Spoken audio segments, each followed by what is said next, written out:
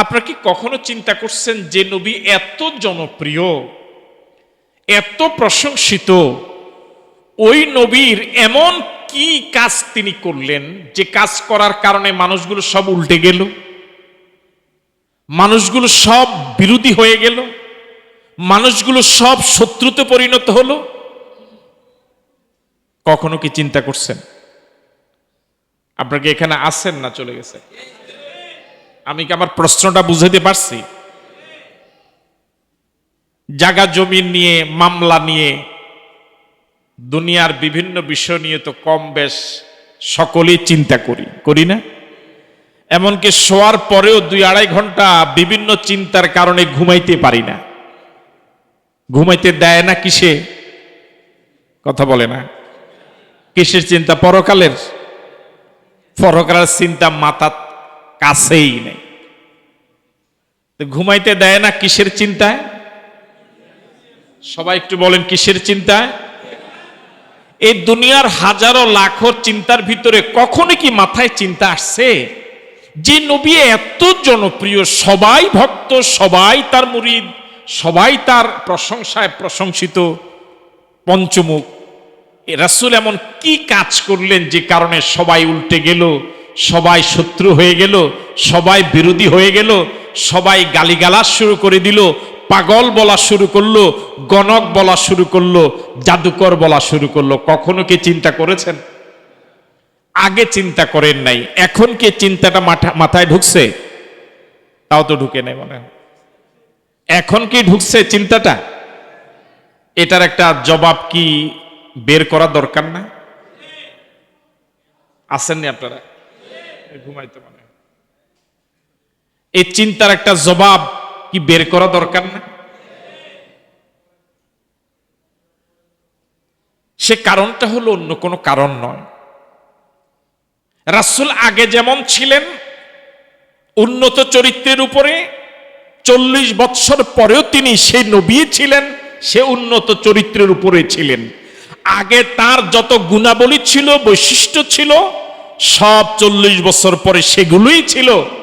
আগেও তিনি সত্যবাদী ছিলেন, কোরআন নাজিল হওয়ার পরেও তিনি সত্যবাদী ছিলেন। আগেও তিনি আমানতদার ছিলেন, পরেও তিনি আমানতদার ছিলেন।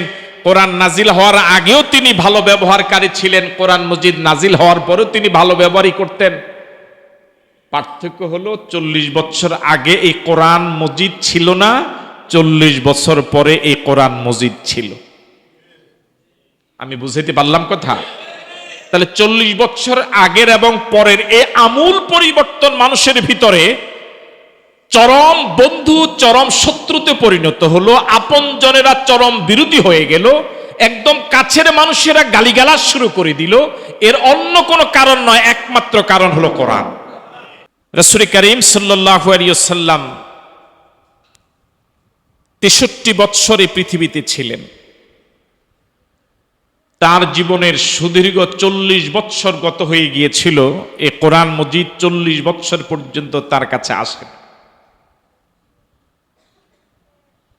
এই সুদীর্ঘ 40 বৎসর পর্যন্ত যে সময় রাসূলের কাছে কোরআন মজিদ আসেনি,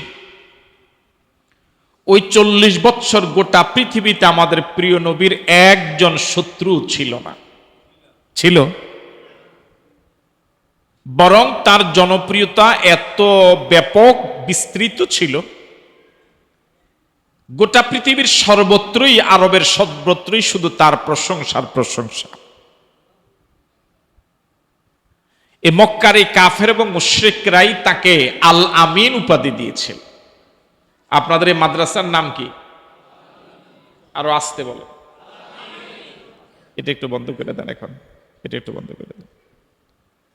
আমাদের প্রিয় নবীকে মক্কার কাফের এবং মুশরিকরা আল আমিন উপাধি দিয়েছিল, সবচেয়ে বিশ্বস্ত। মক্কার কাফের এবং মুশরিকেরা নিজের দলীয় লোক আবু জেহেল, আবু লাহাবের কাছে টাকা পয়সা আমানত রাখত না। তার কারণ মক্কার লোকেরা এতটুকু বুঝতো যে আবু জেহেল, আবু লাহাব ওরা মাতবার বটে, কিন্তু ওরা আমার টাকা পয়সার আমানতদার না। ওদের কাছে টাকা পয়সা জমা দেওয়া মানে এগুলো আর জীবনে ফেরত পাওয়া যাওয়ার কোনো সম্ভাবনা। অবশ্য এই চরিত্রের নেতা এখন আর পৃথিবীতে নাই। আছে? যে মক্কার কাফের এবং মুশরিকরা আবু জেহেলকে নেতা মানত, কিন্তু দিনার দেরহাম আমানত রাখতো না, ওই মক্কার লোকেরাই প্রিয় নবী মুহাম্মদুর রাসূলুল্লাহ সাল্লাল্লাহু আলাইহি সাল্লামের কাছে টাকা পয়সা আমানত রাখত। সুবহানাল্লাহ। কি আস্থা অর্জন করেছিলেন রাসূল, কি বিশ্বস্ত ছিলেন গোটা আরবে, কিভাবে তাদের মন জয় করেছিলেন প্রতিটি মানুষের কাছে। একজন মানুষও, নারী পুরুষ শিশু বৃদ্ধ, রাসূলের বিরোধী ছিলেন না। রাসূলের ব্যাপারে মন্তব্য করার মতো একটা লোকও ছিল।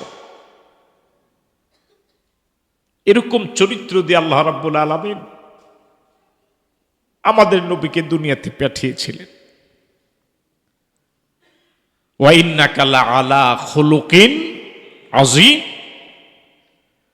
সর্বোত্তম সর্বোন্নত উন্নত চরিত্রের উপরে তিনি প্রতিষ্ঠিত ছিলেন। এর উপরে উন্নত আকর্ষণীয় মার্জিত চরিত্র আর হতেই পারে।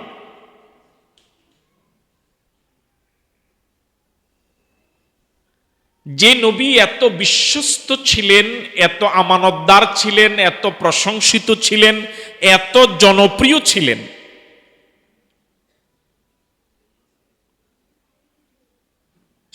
মক্কার কাফের এবং মুশরিকেরা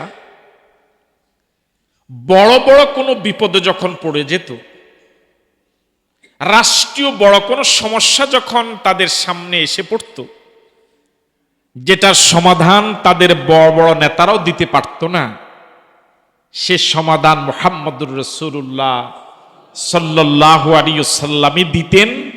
তারা রাসূলের কাছে সমস্যার সমাধানের জন্য আসতেন, রাসূল যে সমাধান দিতেন সেটা সবাই মেনে যেত।